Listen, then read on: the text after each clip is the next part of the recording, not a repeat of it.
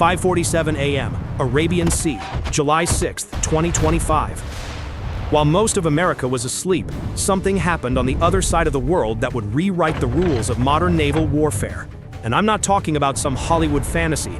I'm talking about 11 minutes of real surgical destruction that left 58 people dead and 2 pirate strongholds erased from the map. No warnings, no negotiations, just cold, precise firepower coordinated across air, sea, and ocean depths in a way that hasn't been seen in decades. And here's what nobody's talking about. This wasn't a planned operation. This was a reaction. A chain reaction triggered by 7 taps on a control panel by one man who knew exactly what he was unleashing. The USNS Ranger, a supply ship disguised as a beat-up commercial freighter, 210 meters long, 49,000 tons, painted to look like nothing special. On deck, 9 armed sailors. Below, 47 civilian crew and 1 reserve Navy officer on a supposedly quiet assignment between deployments. But here's what made this ship different. In its hull, 800 tons of aviation fuel, 140 tons of ammunition, and 67 tons of thermal reactive chemicals used exclusively by F-35 jets on the USS Liberty Carrier Strike Group 132 miles away. Strategic value, $340 million.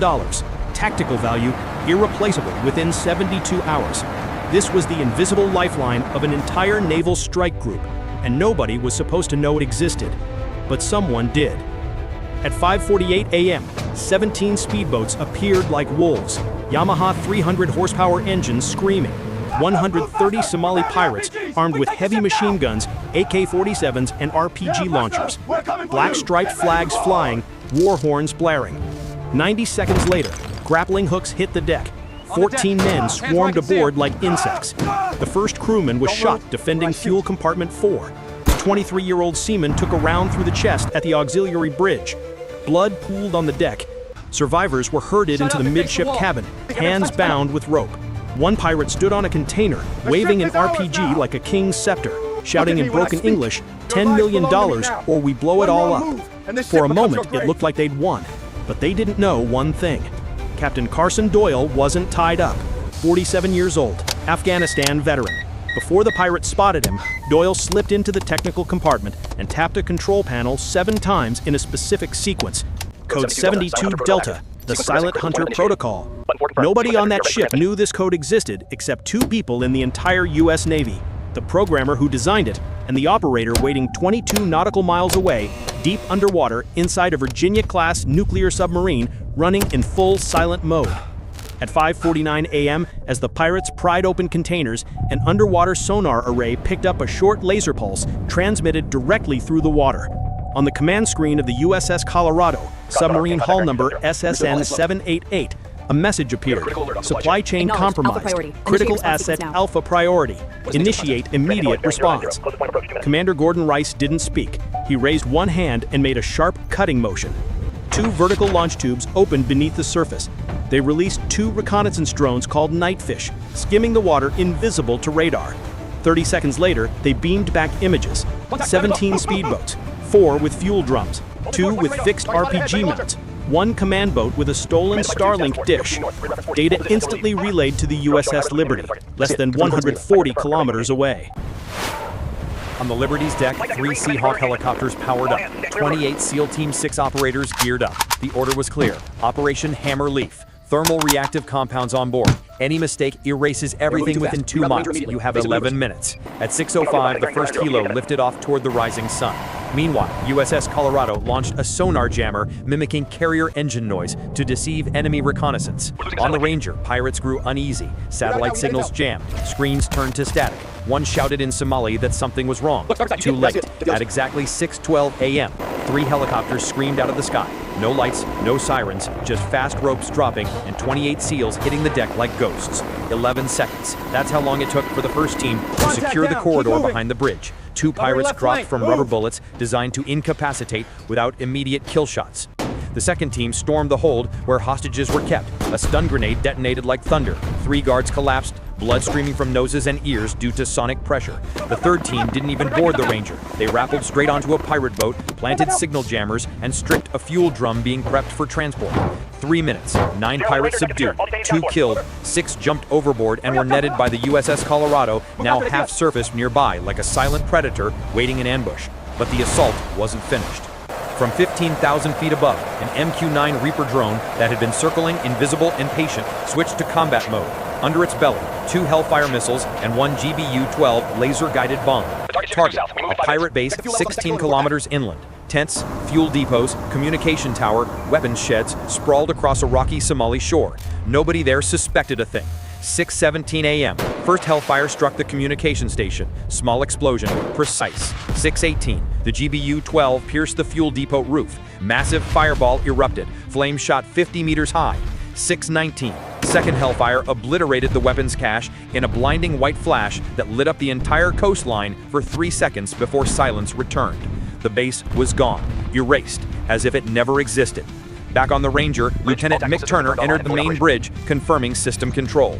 Captain Doyle was pulled from the tech hold with 2 gashes on his forehead. He only nodded when he saw the American flag still flying at the stern. 6:26 a.m., ship fully secured. 17 pirate boats sunk or abandoned. 31 hostiles neutralized, all in exactly 35 minutes from the first distress signal. But the Pentagon wasn't done. Fresh satellite data arrived. 3 more speedboats departing a small bay called Mabasu, 17 miles south.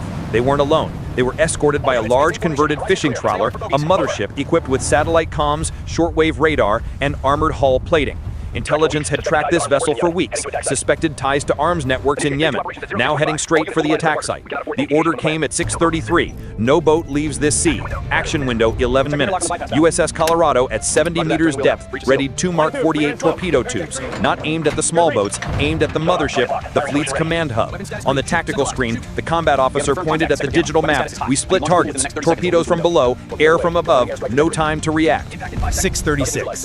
2 Mark 48s fired, slicing through water at 55 knots. Active passive sonar heads locked on target.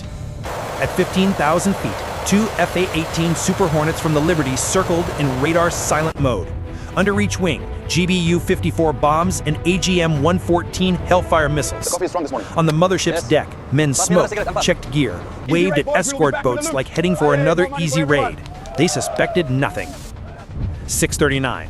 First torpedo hit the ship's side. Explosion sent a water column 30 meters high. Ship lurched violently. 3 seconds later, second torpedo struck the engine room. Lights died. Whole section ripped open. Ship listed hard. In the air, receiving the hit signal, FA-18s dropped altitude, launched 2 GBU-54s in diagonal trajectory, guided by infrared tracking. 6:40. Bombs hit the stern housing electronics and communications. Small but precise blast. Follow-up Hellfire finished the deck where a gunner was loading a heavy machine gun. Ship engulfed in flames. 2 remaining escort boats turned to flee. The UAV above had already marked them. 6:42. AGM-114 from the second Super Hornet destroyed the first boat as it veered toward escape. The last one was shredded by 20mm minigun fire from an escorting Seahawk, exploding less than 2 miles from the Ranger. No survivors. 27 people eliminated. 14 gunmen, 7 communications techs, 6 regional commanders, under 11 minutes. Throughout, USS Colorado remained hidden in black water, silent as an unnamed nightmare. 6:47 a.m. The Arabian Sea returned to an eerie calm. Water drifted quietly, carrying charred wood and oil slicks from sunken wrecks. In the distance, an American flag fluttered on the recovered supply ship. At 6:47 a.m., A wordless declaration that this was no longer pirate waters. Not after this morning. Not after 11 minutes.